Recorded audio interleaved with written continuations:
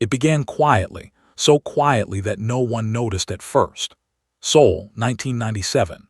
The streets buzzed with neon lights and the chatter of late-night cafes, but beneath the hum of the city, something sinister moved in the shadows. Rumors had begun to circulate, teenagers disappearing, vanishing without a trace.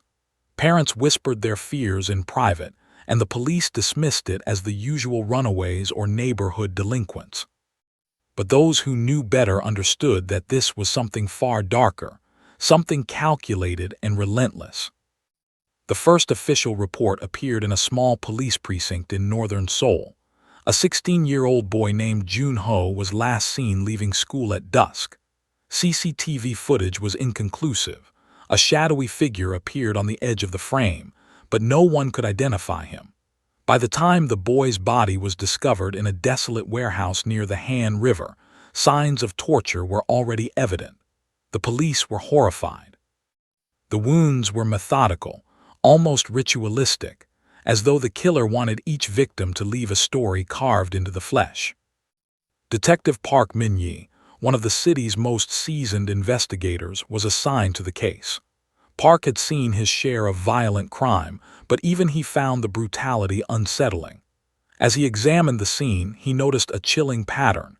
Each victim was carefully selected, young, alone, and vulnerable. There were no signs of forced entry, no fingerprints beyond the victim's own, and the locations where bodies were left seemed random, yet strangely symbolic, as though the killer was sending a message to a world that could not understand it. Park and his team pored over the files, searching for any connection between the victims. At first, nothing emerged. Different schools, different neighborhoods, no common friends. But the longer they investigated, the more an unsettling realization took hold. These weren't random attacks. They were carefully orchestrated. The killer knew exactly how to blend in, how to strike without leaving evidence, how to vanish like a ghost. By the third victim, panic began to ripple through the city. Parents refused to let their children out of their sight. Streets that were once lively with laughter and late-night snacks became deserted after sunset. Every corner, every alley became a source of fear. The media seized on the story, dubbing the perpetrator the silent killer. The name spread rapidly, and with it, an aura of dread that clung to the city like a fog. But for the killer, this was only the beginning. He was meticulous, patient, waiting years for the perfect opportunity to strike again. Each attack followed a pattern, a slow, deliberate hunt, watching from the shadows, learning the routines of the city's youth. He moved like a shadow across Seoul, invisible yet omnipresent, and for those who became his victims, there was no escape. The next few months were a nightmare. Bodies began appearing in abandoned buildings, public parks, even in the outskirts of suburban neighborhoods. Each victim had been subjected to the same horrifying process. There were signs of restraint, careful mutilation, and at times cryptic symbols carved into their skin. The killings escalated in frequency, and fear consumed the city. Families barricaded their homes. Schools increased security. The police doubled their efforts, but every lead seemed to vanish like smoke. Detective Park refused to rest. He spent nights poring over patterns, examining the timeline of each disappearance, searching for any anomaly. He became obsessed, losing sleep, losing focus on his personal life. Colleagues warned him he was crossing a dangerous line, but Park knew that the city's safety depended on him. Somewhere out there, a killer was counting on the mistakes of those who pursued him. And if Park could not stop him, the toll would be catastrophic. The killer, meanwhile, was evolving. He studied the coverage, learning which methods elicited panic, which details made the media frenzy grow. He became more careful, selecting victims in ways that avoided detection entirely. Teenagers who walked home alone, students who stayed late for tutoring, young people with predictable routines. To the outside world, it seemed as though the attacks had no connection, but in reality, the killer was methodical, almost obsessive in his approach. By the time the 10th victim was found, the city had entered a state of siege. Parents no longer allowed their children to attend clubs or cafes, and the police had established multiple task forces. Yet the silent killer continued to strike, leaving behind bodies in increasingly impossible-to-reach locations, rooftops, tunnels, and abandoned subway stations. His signature was unmistakable. Each victim bore the marks of careful planning, leaving behind a signature only Park could discern. The faint pattern of a circle and 3 lines carved into the skin, almost imperceptible, as though the killer was leaving a breadcrumb trail only he could follow. Park began to compile profiles, interviewing families, friends, and anyone who might provide a clue. He noticed subtle patterns in the victim's habits: love for a certain cafe, tendency to take the same bus route, fascination with urban exploration. Each factor became a thread in a complex web of behavior that the killer exploited mercilessly. But even with this information, the attacks continued, escalating in intensity and horror. The public grew increasingly desperate. Rumors spread like wildfire. Some claimed the killer was a former police officer, others whispered of a deranged student, and some believed it was a supernatural entity. The police, constrained by facts, dismissed the more sensational theories, but the fear that gripped Seoul was undeniable. Schools began installing security cameras, parents organized neighborhood patrols, and citizens carried makeshift weapons on the streets. Every shadow became a source of terror. Meanwhile, the killer watched from a distance, always aware of the heightened vigilance. He adapted his methods, becoming more invisible, more cunning. He began to target locations where cameras and witnesses were minimal, exploiting the city's blind spots. Yet, despite his precision, there were traces, subtle hints that Park, with his relentless obsession, began to uncover. A footprint here, a faint scent there, a pattern in the timing of attacks. Park's investigation took a darker turn when he discovered a hidden network of abandoned buildings in the outskirts of Seoul. He realized these were not random. They were carefully chosen locations, perhaps once inhabited by the killer or used as temporary hideouts. Inside these structures, he found evidence of meticulous planning: maps of the city with marked routes, photographs of potential victims, and journals filled with disturbing reflections. Each discovery only intensified the sense of urgency. The killer's profile emerged from this evidence: intelligent, meticulous, patient, and profoundly disconnected from humanity. He did not act out of passion or impulse. Every act was deliberate, each murder a carefully executed strategy designed to assert control and instill fear. Park understood that this was no ordinary criminal. This was a predator operating on a level of terrifying calculation. As months passed, the silent killer's body count climbed. Every attempt to predict his movements seemed futile. Yet Park refused to give up. He began to adopt unconventional methods, consulting psychologists, criminologists, and even former criminals to gain insight into the killer's mind. He created a composite of behaviors, tendencies, and potential triggers, hoping to anticipate the next strike. Then came the breakthrough, a minor detail overlooked by the killer.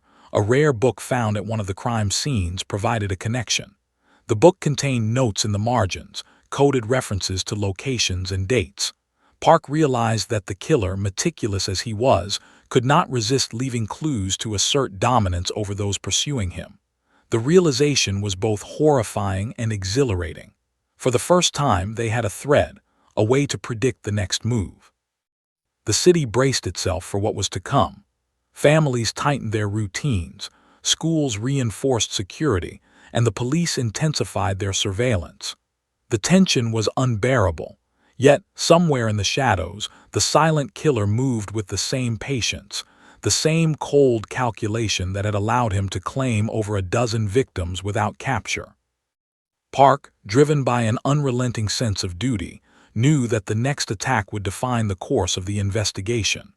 The killer's confidence was a double-edged sword. It meant that mistakes were inevitable, but it also meant that he was bold, unpredictable, and increasingly dangerous. As the city held its collective breath, Park prepared for the confrontation that would test his skill, his resolve, and his sanity.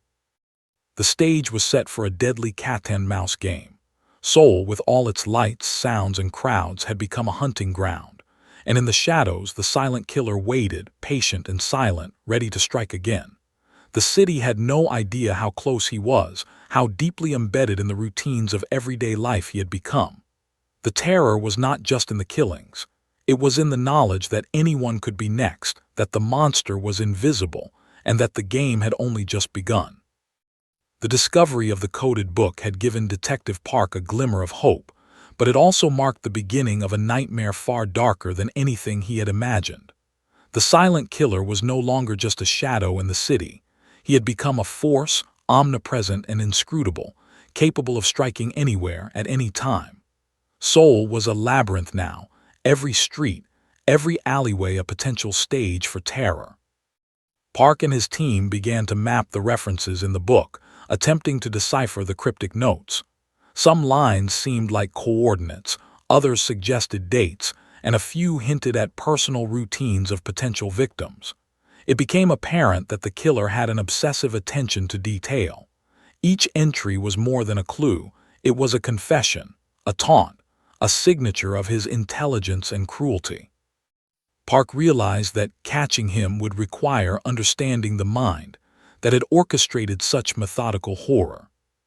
For weeks, surveillance teams were stationed at every plausible target. Students who lived alone, teenagers who wandered late at night, young people who fit the killer's previous profiles, all became subjects of intense scrutiny. Cameras were installed in corridors, streets, and public parks. Plainclothes officers patrolled neighborhoods relentlessly.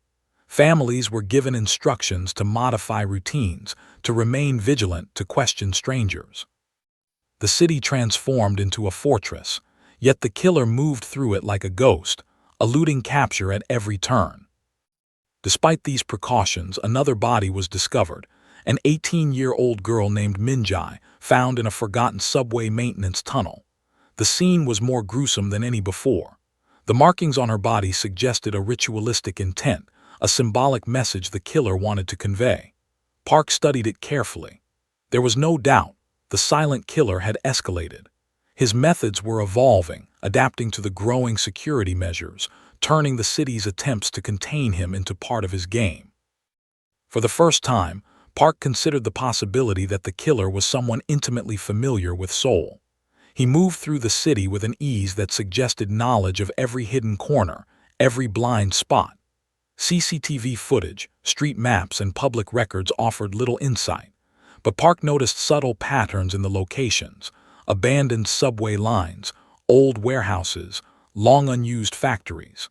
The killer had created a network of hunting grounds hidden in plain sight.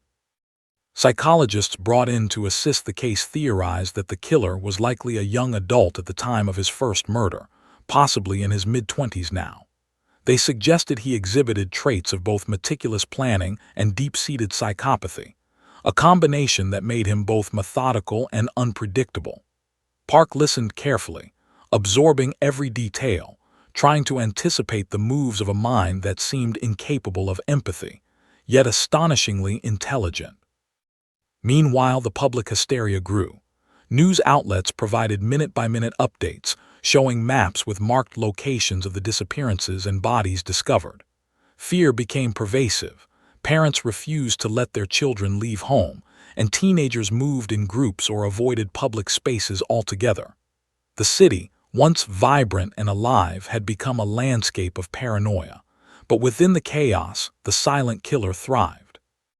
Each measure taken to prevent attacks became another challenge for him, another puzzle to manipulate.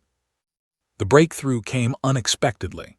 A low-level informant, a former street gang member who had worked in abandoned districts of Seoul, reported seeing a figure matching the killer's description near an old textile factory on the outskirts of the city.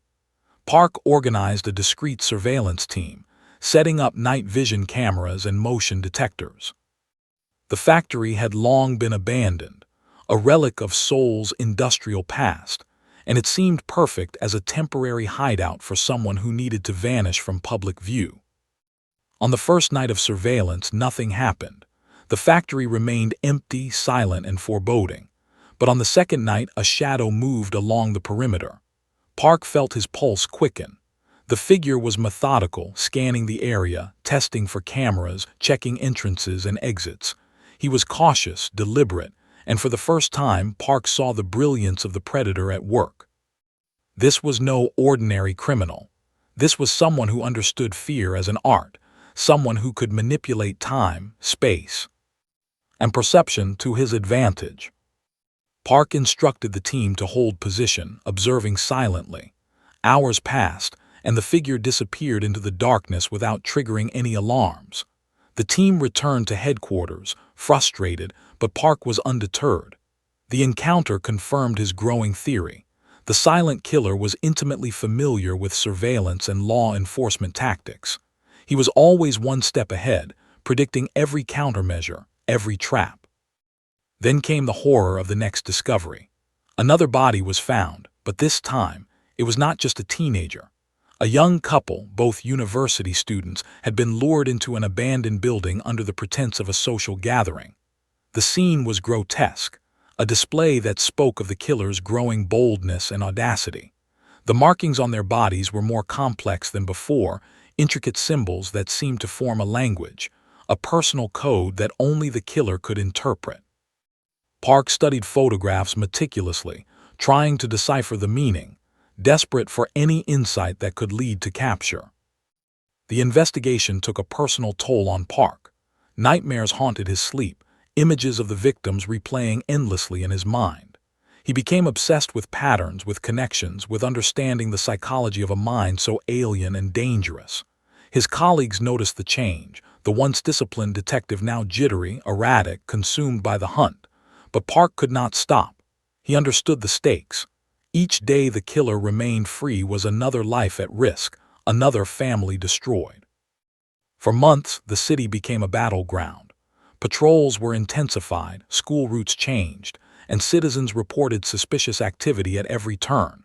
Yet the silent killer adapted. He observed the responses, learned from them, and evolved his methods accordingly.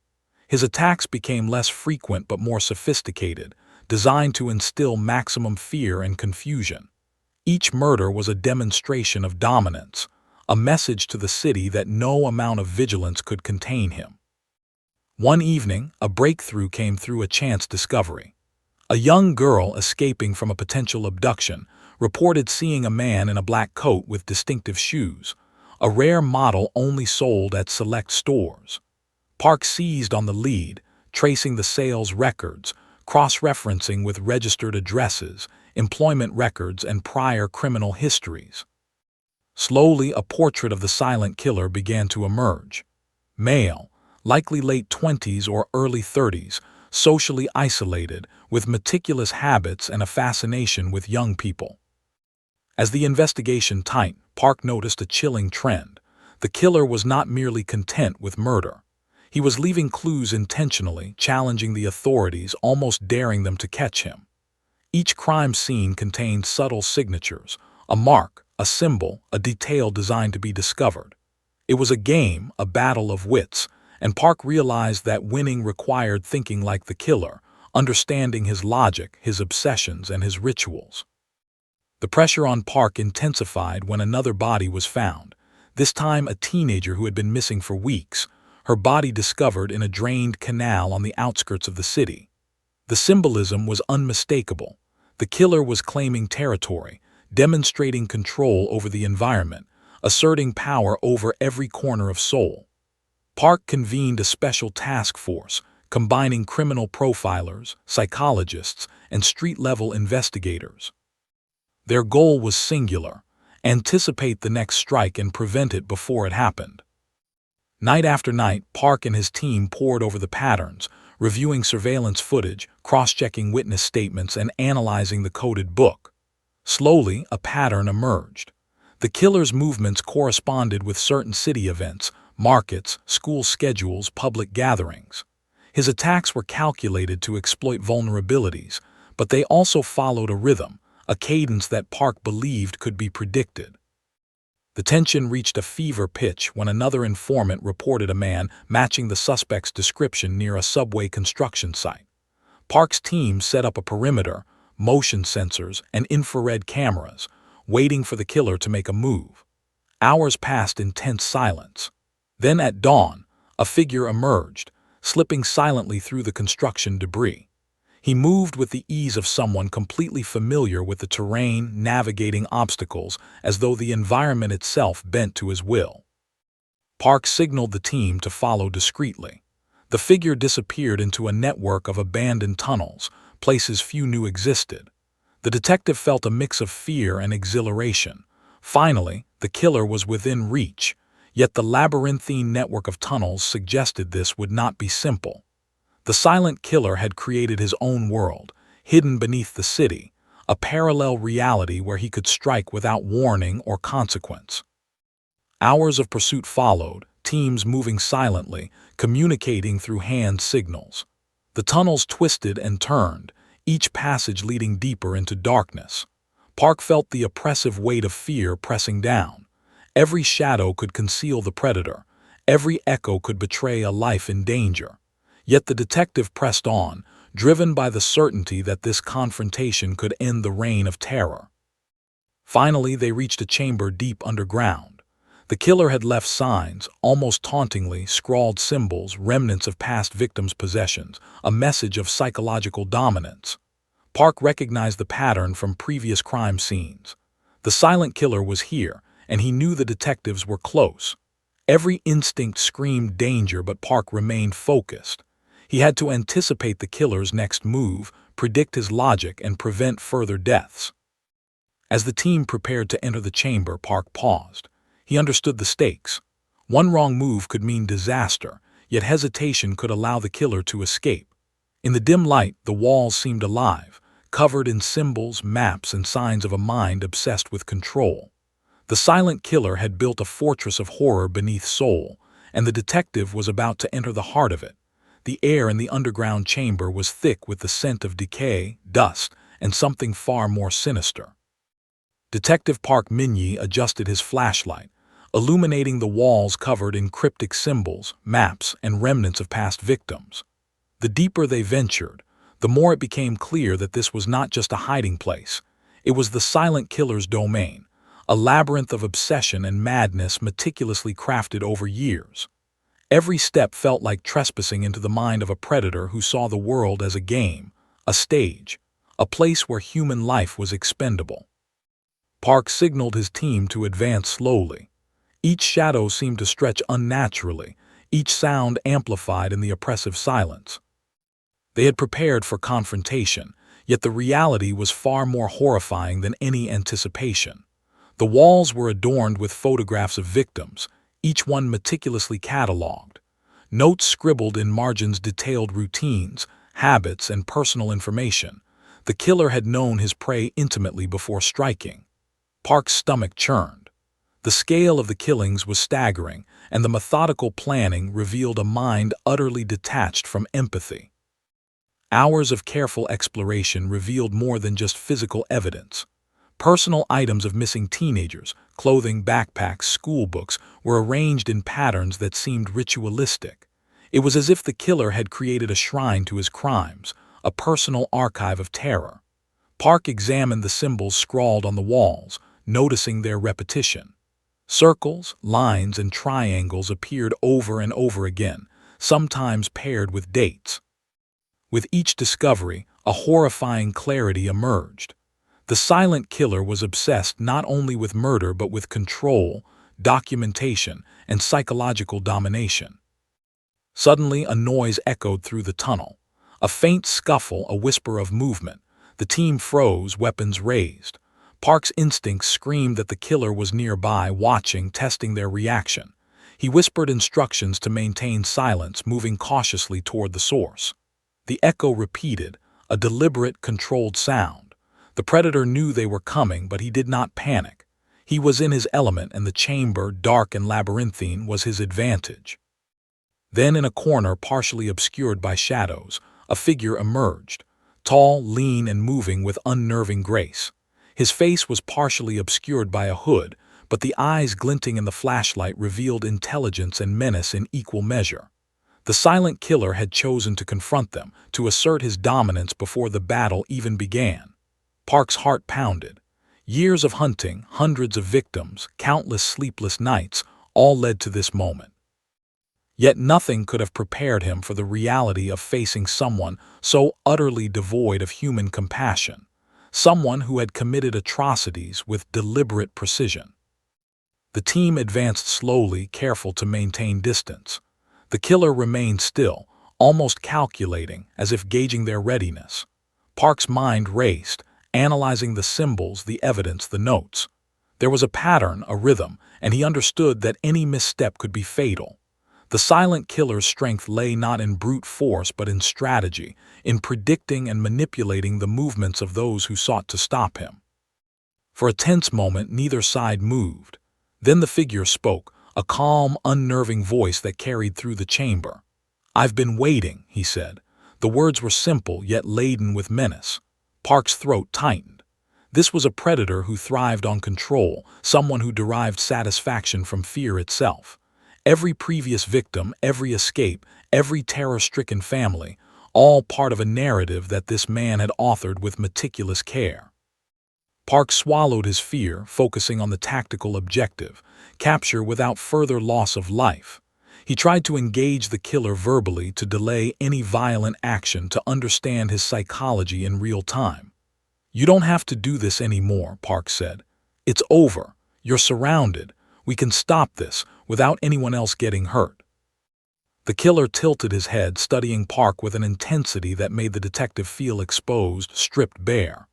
"Do you understand?" the man whispered. "Do you see what I've created? A city in fear, lives controlled by shadows. Every move, every plan, I've mastered it. And you are too late to stop what's already begun." Then he moved, swift, precise, almost impossibly fast. The team fired a warning shot, the sound ricocheting through the tunnels. Panic flared. Park dove to the side as the killer slipped into a narrow passageway, vanishing like smoke. The detective cursed under his breath. He had underestimated the man's familiarity with the tunnels, but one detail lingered in his mind: the symbols, the maps, the coded notes. The killer's hubris had left a trail, and Park knew he could exploit it. Hours turned into a tense chase through the labyrinthine network of tunnels. The team followed carefully, marking their path with chalk to avoid becoming lost. The killer had left intentional signs, false leads, dead ends, traps designed to confuse and intimidate. Yet Park pressed on, driven by the certainty that they could not allow him to escape. Every corner held potential danger, every shadow a threat, but the detective's experience, intuition, and obsession guided the team deeper into the predator's lair. Finally, they cornered him in a large chamber lined with broken machinery and graffiti-covered walls. The killer stood calmly, his expression almost serene. He seemed to have accepted the confrontation, confident in his ability to manipulate the outcome. Park stepped forward cautiously, weapon raised, eyes scanning for sudden movements. "It ends now," he said firmly. "There's nowhere left to hide." The killer laughed softly, a sound devoid of warmth or humanity. "It ends," he echoed. "You think this ends with me? I've left my mark everywhere. You cannot undo what has been done. You are too late, detective, far too late." His voice carried a chilling finality, as though the weight of his crimes were a testament to his genius. The confrontation escalated rapidly. The killer lunged with terrifying speed, forcing the team to react. Taser, gun, and physical restraint were all employed, but his agility and anticipation made each move difficult. Park realized that to subdue him, they needed precision, coordination, and above all, psychological insight. The fight was not just physical, it was a battle of wits. The killer's mind had always been the deadliest weapon. Amid the chaos, Park remembered the patterns. The symbols scrawled on the walls, the maps, the coded book. They were more than trophies. They were traps, predictable elements in the killer's behavior. He recalled the triangle symbols indicating corners of escape routes, circles marking areas of hesitation, lines representing obstacles. Park adjusted the team's positioning, anticipating the killer's moves based on his own understanding of the meticulously constructed patterns. With precise coordination, the team managed to isolate him near a tunnel entrance marked with a distinct circle, a symbolic marker that Park recognized from prior analysis. The killer paused, almost imperceptibly, and in that split second, Park lunged, tackling him to the ground. The struggle was fierce, but the killer's confidence seemed to waver as he realized his anticipation had been outmaneuvered. Handcuffs secured his wrists, and he was finally restrained. Breathing heavily, Park looked at the man who had terrorized Seoul for years. The reality of the capture was almost surreal. The silent killer, methodical, brilliant, remorseless, was finally in custody. Yet, even in defeat, there was an air of detachment in his eyes, as though he viewed the capture as merely another event in his narrative, not the end. Interrogations began immediately. The killer spoke with unnerving calm, detailing his methods, his selection process, and the psychological games he played with the city. He described the thrill of invisibility, the satisfaction of control, the artistry in his planning. Park listened, horrified yet fascinated. The magnitude of his crimes, over 1,500 victims, was almost incomprehensible. Each murder had been calculated, executed with precision, and recorded meticulously. The aftermath of the capture rippled through Seoul. Families of victims received closure, though grief remained a constant shadow. The city, scarred by years of fear, began the slow process of healing. Streets were repopulated, lights returned to late-night cafes, and children played once again in parks. Yet for those who had experienced the terror firsthand, the memory lingered, a reminder of how a single individual, operating in silence, could disrupt the lives of thousands. Detective Park, though hailed as a hero, bore the psychological scars of the investigation. The nights of surveillance, the grotesque crime scenes, the psychological warfare with the killer, it had all taken a toll. He continued his work with a quiet intensity, driven by the knowledge that evil, no matter how meticulously hidden, could always resurface if vigilance waned. The silent killer had been caught, but the memory of his reign of terror remained embedded in the city's consciousness. In the killer's final statements, he revealed the chilling philosophy that had guided him. Life, he claimed, was a pattern, a sequence of vulnerabilities waiting to be exploited. Fear was an art form, and he had perfected it. Each victim, each family, each terrified citizen had been part of a grand design.